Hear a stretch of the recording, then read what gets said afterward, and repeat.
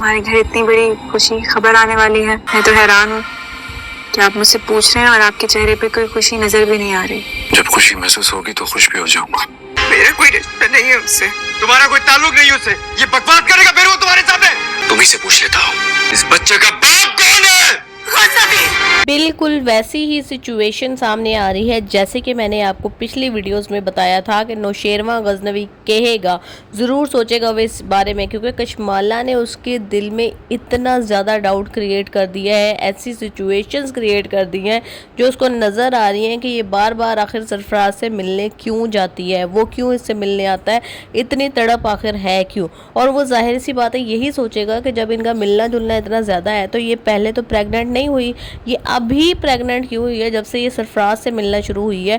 तो वो यही पूछ रहा है कि ये बच्चा ये बता दो कि किसका है, मेरा है या सरफराज का है। कशमाला तो जो कर रही है सो कर रही है, वो शुरू से ही गलत करती चली आ रही है। यार वो जो भी करती चली आ रही है, मैंने आपको पहले से ही बताया है कि वो अपना जो इसका शोहर जिसकी डेथ हो गई थी उससे भी पहले नौशेरवा गजनवी को पसंद करती थी, लेकिन फिर उसके भाई के साथ इसकी शादी हो गई और इसके दिल में हमेशा से नौशेरवा की मोहब्बत थी। और जब उसकी डेथ हो गई, उसको मर्डर कर दिया गया, तो फिर इसकी नौशेरवा से जब शादी हो गई तो इसके तो दिल की कली खिल गई। लेकिन नौशेरवा ने उसके बाद भी इसको हक नहीं दिया, इसको बीवी तस्लीम नहीं किया।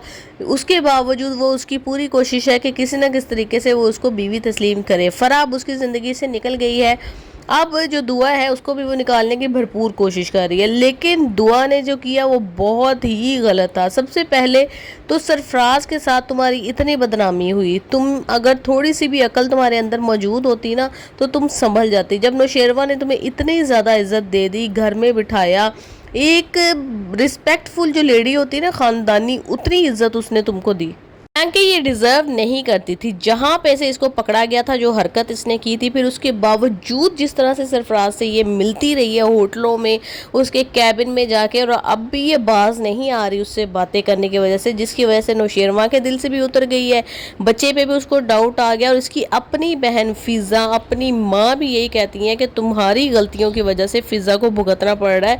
और वाकई सही बात है, फ़िज़ा की क्या गलती थी, वो बेचारी तो कभी किसी लड़के से बात भी नहीं करती थी।